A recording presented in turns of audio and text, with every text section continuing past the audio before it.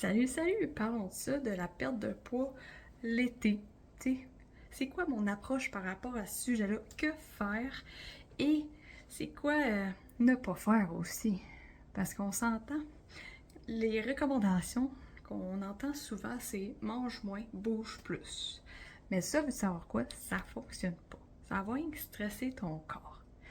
Ici, je parle d'une alimentation dans laquelle que tu peux manger en abondance, puis en même temps, t'as pas à te soucier de ton poids.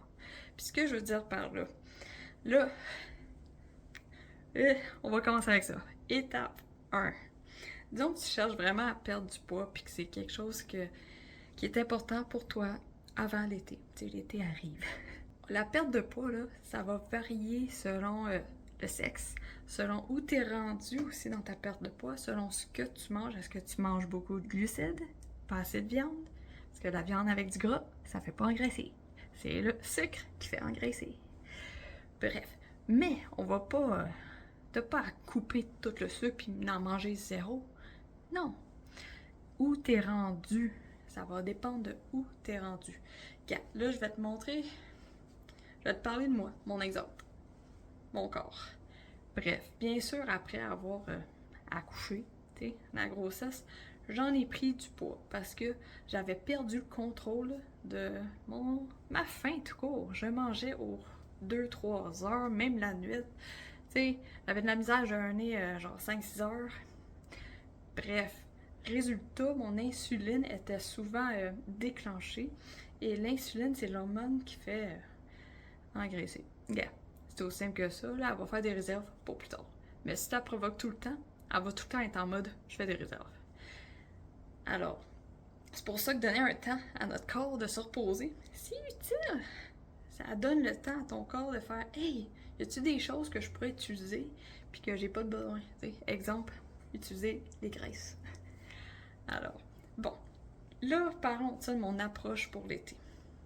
Moi, personnellement, ce que je vais faire cet été, je m'occupe pas de ma perte de poids parce que techniquement, j'ai une bedaine à peine. J'en ai une, elle est encore là depuis que j'ai accouché. Elle a diminué, sauf pendant que j'ai fait mon challenge carnivore 3 mois. Elle a diminué, j'ai perdu du poids pendant ce temps-là. J'ai perdu du poids quand j'étais keto. Bref, low carbs, j'en ai perdu aussi. Mais en ce moment, je sais que je stagne. Et je sais pourquoi je stagne. C'est parce que mon corps, on va dire, mange encore trop de glucides pour vraiment puiser dans les graisses. Mais ce que je vais faire pour perdre ma bédaine, c'est être patiente. Je me concentre tout simplement sur mes changements alimentaires, sur pas manger aux heures, avoir un bon jeûne. Mon jeûne normal, il est de 12 heures maintenant. J'ai jamais eu ça dans ma vie, jeûner 12 heures. Bref, et je mange 3 repas par jour, j'ai pas de collation. Ça m'arrive d'avoir des moments de oups, j'ai pas bien mangé au dîner, au souper, résultat, j'ai faim. Gab, tu sais ce que je fais? Je mange. Je vais manger, mais je vais être consciente de ce que je mange. Exemple, quand je mange un yogourt avec une banane là, dedans, là, ou avec des fraises dedans, là, je le sais que ça, c'est mon côté sucré qui embarque. Parce que moi, le yogourt, même s'il est plein, il est nature, il y a plus de lipides que de glucides dedans, je le considère ça comme ma crème glacée molle. Alors quand je mange mon yogourt, c'est comme mon dessert pour moi. Le truc le plus sucré dedans, c'est mes fruits. Mais tu sais quoi? Je m'en fous. Je vais me gâter cet été. Je vais pas m'empêcher de manger. Puis bien sûr, je parle pas de s'empêcher de manger, là. Je parle de faire des choix plus... être plus conscient de ce qu'on mange. Bon.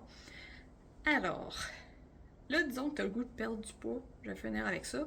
Si tu as le goût de perdre du poids super rapidement, mange moins de glucides, mange plus de viande avec des bons gras. Jeûner, pas manger aux heures. C'est vraiment les 2 trucs ultimes que tu peux faire. En même temps, de manger en abondance. Parce que manger la viande avec des gras, ça fait pas engraisser. C'est pas de la viande avec des gras qui fait engraisser. C'est manger trop de glucides pour son corps. Et c'est pour ça aussi, il faut être conscient de nos activités dans la journée. Est-ce que tu bouges beaucoup?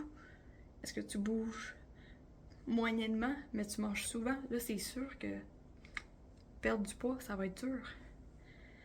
Alors, je t'invite à pas te compliquer la vie.